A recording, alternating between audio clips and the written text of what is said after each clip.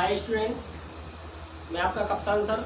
आज मैं आप लोगों को क्लास 9th की साइंस पढ़ाऊंगा। जो फर्स्ट चैप्टर है आप लोगों का, फर्स्ट चैप्टर हमारे आसपास के पदार्थ, मैटर इन आवर सराउंडिंग। ये क्या होता है आप लोग समझते होंगे कि हमारे आसपास के जितने भी मैटर है, मैटर क्या होता है पहले तो ये देखना है। जैसे कि हमारे आसपास की जितनी भी वस्तुएं हैं, मैटर का मतलब वस्तु, वस्तु का मतलब हर कोई भी संसार में जितनी भी चीजें हम लोग वस्तुएं देखते हैं, थिंग्स, जितनी भी थिंग्स हम लोग देखते हैं वही हमारा मैटर कहलाता है। जैसे मैटर को अगर हम देखते हैं तो मैटर का मतलब होता है कि अगर कोई वस्तु, एक प्लेस यानी कि स्थान, अगर कोई वस्तु स्थान घेरती है, उस वस्तु के अंदर वॉल्यूम होता है, आयतन होता है, जिसको हम वॉल्यूम कहते हैं। कोई वस्तु स्थान घेरती है, उसके अंदर कोई वॉल्यूम होता है, आयतन होता है, उसके अंदर द्रव्यमान होता है। द्रव्यमान को मतलब मास कहते हैं। उसके अंदर मास होता है, यानी कि उसके अंदर वजन होता है। ऐसी वस्तुएं द्रव्य या मैटर कहलाती है। समझना ध्यान से, यदि कोई वस्तु जिसके अंदर द्रव्य होता है, जिसके अंदर जो वस्तु स्थान घेरती है, आयतन, वो आयतन घेरता है, द्रव्यमान घेरता है। अगर उसके अंदर द्रव्यमान भी है, आयतन भी है, स्थान घेरती है, तो वो वस्तु, प्रत्येक वस्तु द्रव्य या मैटर कहलाती है। जैसे हम लोग समझ सकते हैं, जैसे हम लोग हैं, हम लोग स्थान घेर रहे हैं, ये मेरा मार्कर है, ये स्थान घेर रहा है, मतलब हर कोई वस्तु जो है स्थान घेरती है, वो मैटर कहलाती है। हम लोग भी एक मैटर है। अब देखिएगा, जैसे कि हम लोग समझ सकते हैं, और इनको हम अपनी ज्ञानेंद्रियों के द्वारा भी समझ सकते हैं। ज्ञानेंद्रियों के द्वारा, ज्ञानेंद्रिया मतलब समझते हैं महसूस कर सकते हैं, महसूस करके, महसूस करके। जैसे हवा, हवा को महसूस कर सकते हैं। आयतन क्या होता है? आयतन, ये सारी चैप्टर इसी में मैं आप लोगों को समझा दूंगा। स्थान क्या कहता है, आयतन क्या होता है, द्रव्यमान क्या होता है। सबसे पहले हम लोग समझेंगे द्रव्य मैटर होता क्या, पदार्थ होता क्या। द्रव्य पदार्थ में दोबारा से आप लोगों को समझाना चाह रहा हूँ, वो होती है जो स्थान घेरती है। कुछ स्थान घेरती है, उसमें कुछ भार होता है, वजन होता है, वेट होता है, वही हमारा क्या कहलाता है, द्रव्य मैटर यानी कि पदार्थ कहलाता है। अब देखिए, पदार्थ से संबंधित कुछ महत्वपूर्ण तथ्य हैं। Important term related of matter, पदार्थ से संबंधित कुछ महत्वपूर्ण तथ्य क्या है। सबसे पहला तथ्य हमारा द्रव्यमान क्या होता है, इसको समझेंगे। द्रव्यमान क्या होता है? मास।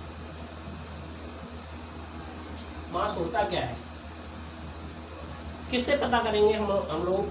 उसके अंदर मास है, क्या है, मास होता क्या है, किस तरीके से हम लोग इसको समझेंगे।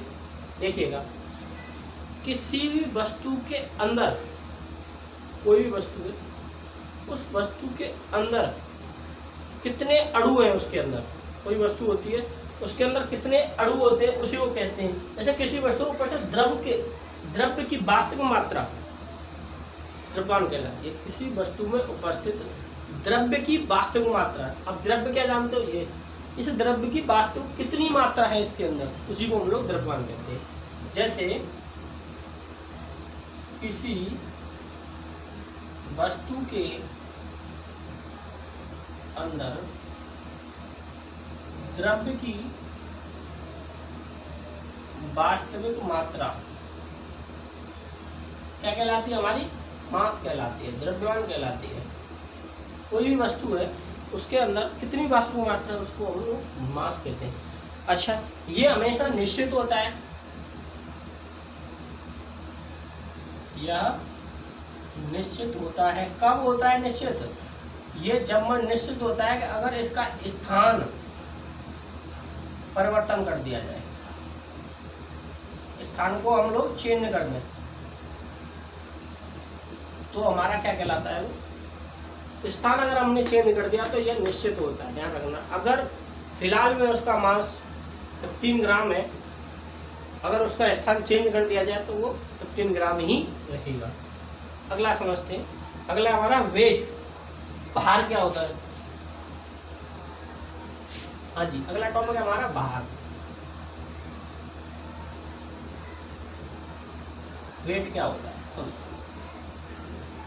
वेट वो होता है बेटा कि अगर इसका हमने स्थान भी चेंज कर दिया, अगर इसका हमने स्थान भी चेंज कर दिया तो हमारा वेट या भार कम हो जाता है। यानी कि हमारा यहाँ पर कोई वस्तु यहाँ पर रखी हुई है, अगर इसका स्थान हमने यहाँ रख दिया तो इसके अगर यहाँ 50 kg है तो ये अगर इसका स्थान चेंजिंग कर दिया हमने तो ये शायद हो सकता है कि 12 kg हो जाए, कुछ भी हो सकता है। इसका स्थान चेंज करने के बाद में, प्लेस चेंज करने के बाद में यह एक निश्चित नहीं होता है। इसका स्थान परिवर्तन करने के बाद में ये गड़बड़ा जाता है, यानी कि ये कम हो जाता है या ज़्यादा हो जाता है। क्या रीजन है, क्या कारण है कि वेट कम हो जाता है? क्योंकि ग्रेविटी के कारण। ये हमारी पृथ्वी अर्थ है, ये हमारी, अगर इस अर्थ की स्पेस सरफेस पर, इस अर्थ के सरफेस पर ग्रेविटी के कारण हम लोग वेट का पता करते हैं, तो इसलिए इसकी डेफिनेशन बन जाती है, पृथ्वी अपने केंद्र की ओर वस्तुओं को जिस बल द्वारा आकर्षित करती है उसे भार कहते हैं। पृथ्वी अपने केंद्र की ओर वस्तुओं को जिस बल द्वारा आकर्षित करती है और कौन सा बल लगता है उस पर, वो हम लोग देखेंगे। देखिएगा, पृथ्वी अपने केंद्र की ओर जिस बल द्वारा आकर्षित करती है,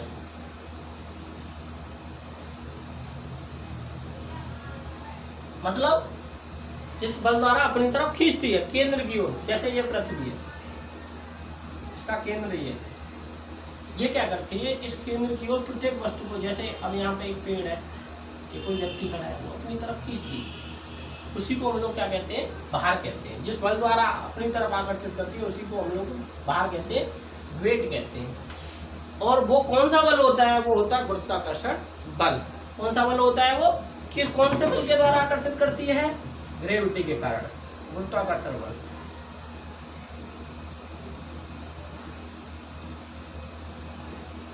गुरुत्वाकर्षण बल के कारण वो अपनी तरफ खींचती है। समझ में आया नहीं है? इसी वजह से हम लोगों को पता चलता है। अगर वेट, ध्यान से समझना, अब मास और वेट होते दोनों में क्या डिफरेंस होता है। मास और जो वेट होता है, अगर मान के चलो पृथ्वी पर कोई व्यक्ति, इस पृथ्वी पर कोई व्यक्ति 600 kg का है, अगर वो अंतरिक्ष में ऊपर जाता है तो यहाँ अंतरिक्ष पर वो व्यक्ति 0 हो जाएगा, क्योंकि अंतरिक्ष में उसका जो गुरुत्वाकर्षण बल है, ग्रेविटेशन है, ग्रेविटी है, वो बिल्कुल शून्य होती है। क्या होती है, शून्य होती है। अगर अंतरिक्ष में जाता है, आकाश में जाता है, तो उसकी ग्रेविटी जो होती है वो शून्य होती है। और ये यहाँ पर पृथ्वी पर वो 600 kg का है तो वहाँ पर जाकर के शून्य हो जाएगा। अगर इसकी बजाय अगर ये चंद्रमा पर जाता है, अगर कोई व्यक्ति 600 kg का चंद्रमा पर जाता है तो वो 100 kg का हो जाता है। कैसे, 600/6 का डिवाइड हो जाता है, यानी 6 गुना, वो बन जाता है 100 kg का।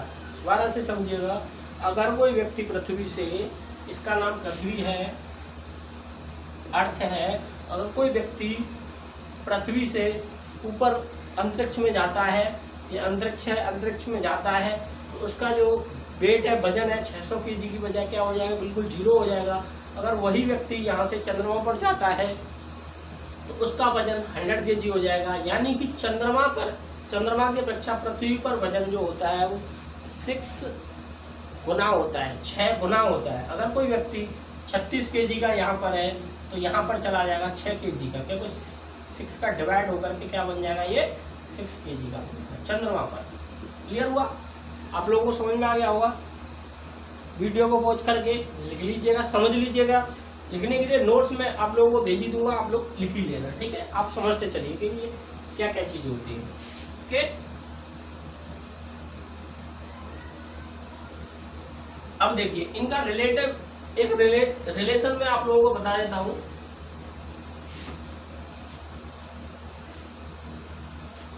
कि अगर कोई वस्तु W वेट इसके मास के गुरुत्वीय त्वरण के बराबर होता है। ये W होता है, भार हो गया, ये W वेट हो गया, M मतलब मास हो गया यानी कि द्रव्यमान हो गया, और ये हो गया गुरुत्वीय त्वरण हो गया। ये जो वेट होता है वो मास और गुरुत्वीय त्वरण के मल्टीपल होता है, तब जा करके हम लोगों को वेट का पता चलता है। उस वस्तु के अंदर कितना मास है और वो कितने ग्रेविटेशन पर है, तब जाकर हमारा भार निकल के आता है। ये फॉर्मूला है, इसको याद रखिएगा। W बराबर होता है mg। क्लियर, समझ में आ गया होगा आप लोगों को। आगे समझते हैं। आगे हमारी है आयतन क्या होता है। किसी वस्तु द्वारा घेरा गया स्थान, उस वस्तु का आयतन कहते हैं। वॉल्यूम क्या होता है।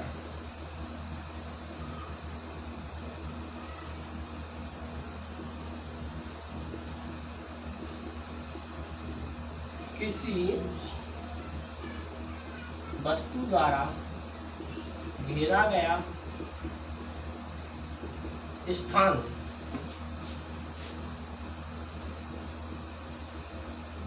उस वस्तु का आयतन कहते हैं। देखिए, मान के चलो हमारे पास में एक पानी की टंकी है, ठीक है। इस पानी की टंकी में मान लो सपोज दैट, और ये जो टंकी है वो है 1000 लीटर की। कितने लीटर की टंकी है ये? 1000 लीटर। अब इस टंकी के अंदर 1000 लीटर पानी आ सकता है, लेकिन इस टंकी के अंदर कुछ खाली हो चुका है पानी, और ये यहाँ तक आकर के इसमें आ रहा है 500 लीटर। 500 लीटर पानी आ रहा है।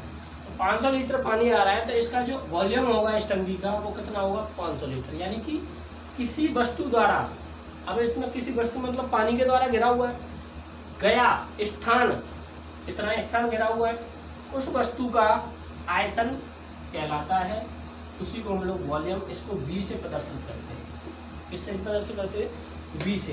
यहाँ से समझ में आ गया होगा। किसी वस्तु द्वारा, ये पानी की टंकी है जिसमें जल के द्वारा इतना स्थान है इसने घेर रखा है। 1000 लीटर की टंकी थी लेकिन 500 लीटर इसने घेर रखा है। अब 500 लीटर ही इसका क्या हो जाएगा? वॉल्यूम कहलाएगा। ओके फ्रेंड्स, समझ में आ गया होगा आप लोगों को। अब देखते हैं एनर्जी क्या होती है, ऊर्जा क्या होती है। किसी वस्तु के कार्य करने की क्षमता को ऊर्जा कहते हैं। ऊर्जा, एनर्जी क्या होती है? किसी वस्तु पर कार्य करने की क्षमता को ऊर्जा कहते हैं। एक चीज और ध्यान रखना, एनर्जी के अनुसार एनर्जी न तो कभी बनाई जा सकती है और न ही कभी समाप्त की जा सकती है। सिर्फ और सिर्फ क्या हो सकता है? इसका ऊर्जा परिवर्तन हो सकता है। क्या हो सकता है? ऊर्जा परिवर्तन हो सकता है। ऊर्जा परिवर्तन हो सकता है कैसे? कि देखिएगा, अगर कागज है, कागज को अगर हम जला देंगे,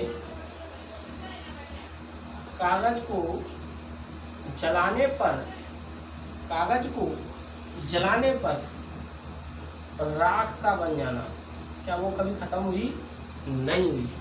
क्या हो गया? ऊर्जा का परिवर्तन हो गया। यानी कि द्रव्य, अब हमारा जो द्रव्य है, मैटर है, अगर हम इसको कभी भी खत्म नहीं कर सकते, सिर्फ और सिर्फ उसका परिवर्तन हो जाएगा, चेंजिंग हो सकता है, और इसके अलावा कुछ नहीं हो सकता। ठीक है दोस्तों, थैंक यू। आज की क्लास सिर्फ इतनी ही, आप लोग इतना ध्यान रखिएगा। इससे आगे कल हम लगेंगे, इसके नोट्स हम भेजते चलेंगे, आप लोग नोट करते हुए चलेंगे। Okay, thank you.